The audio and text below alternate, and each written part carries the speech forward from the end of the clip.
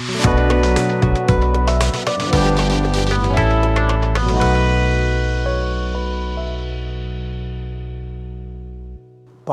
और इंडिया के दरमियान वैसे तो कई जंगी मार्के हो चुके हुए हैं,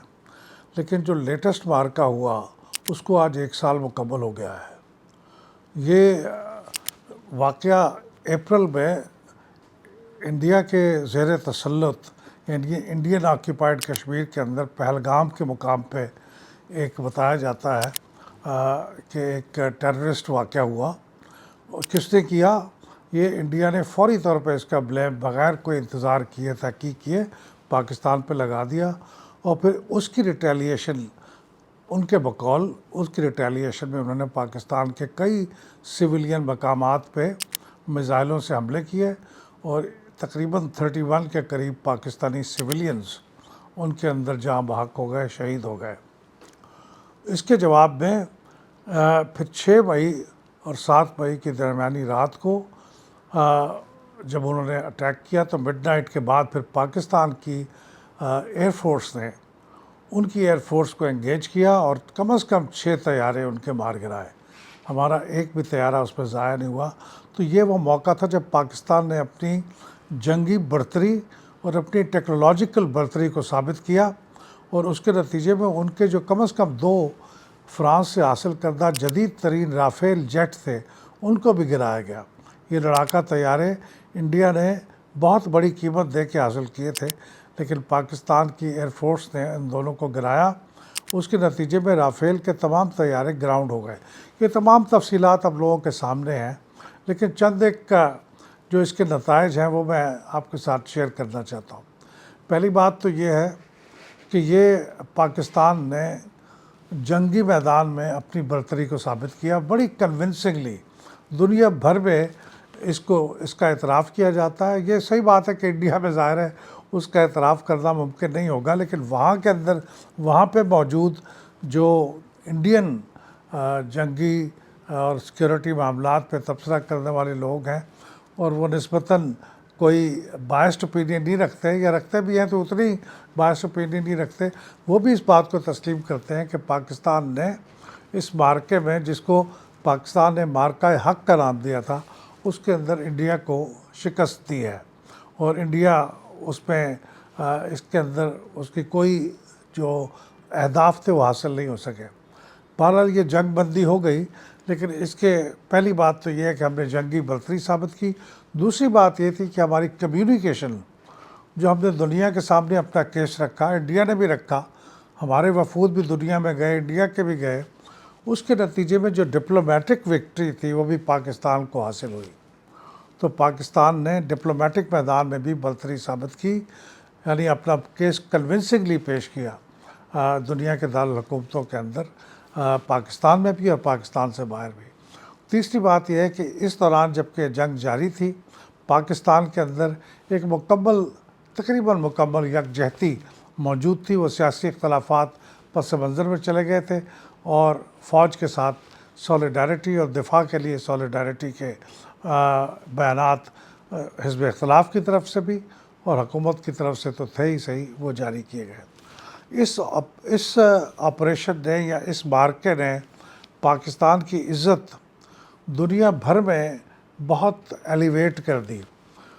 इसके नतीजे में पाकिस्तान को बहुत सीरियसली लिया गया, पाकिस्तान की फ़ोर्सेस को बहुत सीरियसली लिया गया। पाकिस्तान के चूँकि जो जेट थे वो पाकिस्तान की एयरफोर्स ख़ुद बनाती थी, तो उसके बारे में बहुत दिलचस्पी में इजाफ़ा हुआ, और बहुत से मुल्कों ने वो जेट ख़रीदने के लिए पाकिस्तान से मुआहदे भी किए और उनके साथ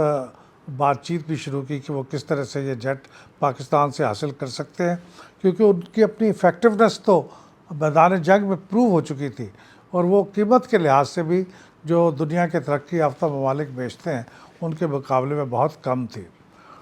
इसके बारे में जो एक चीज़ मैं ख़ास तौर पे कहना चाहता हूँ वो ये है कि ये सीज़ फायर होने के बाद, पाकिस्तान को एक आला मकाम मिलने के बाद,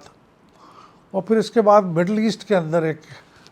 जंग बर्पा होने के बाद,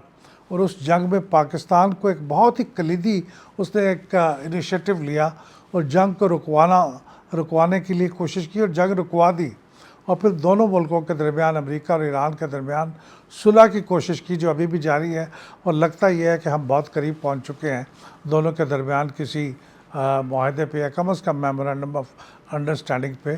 اس سارے کے نتیجے میں پاکستان کی موجودہ پاکستان کا ایز اے کنٹری بہت وقار بلند ہوا،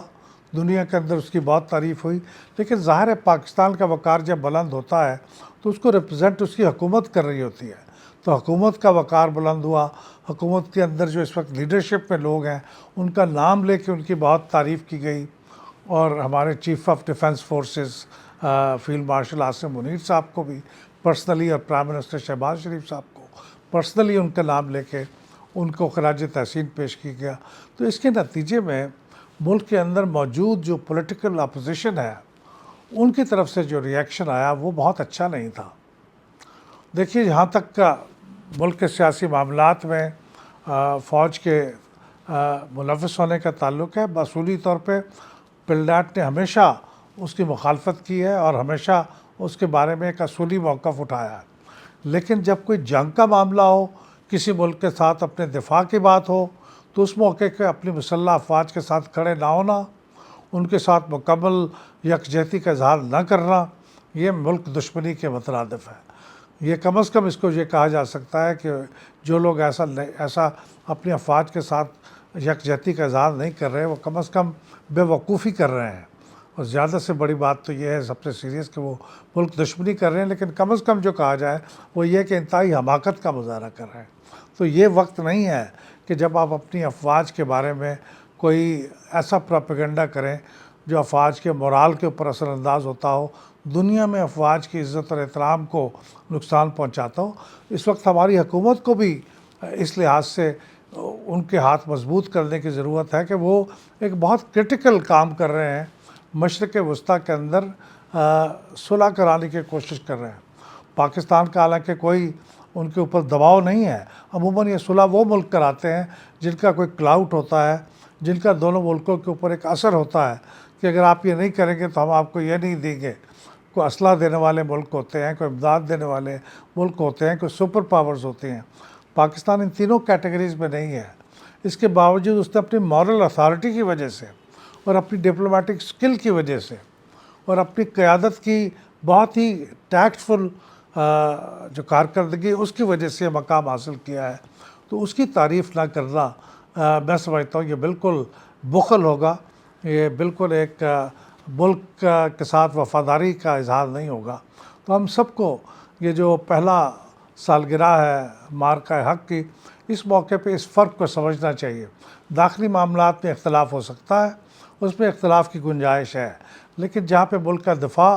سیکیورٹی، مسلح افواج کی انٹیگریٹی اور پاکستان کی حکومت کا وقار اور ملک کا وقار، اس کا معاملہ ہے تو اس کے اندر بہت احتیاط کا مظاہرہ کرنا چاہیے اور ملک کے ساتھ کھڑے ہونا چاہیے۔ بہت شکریہ۔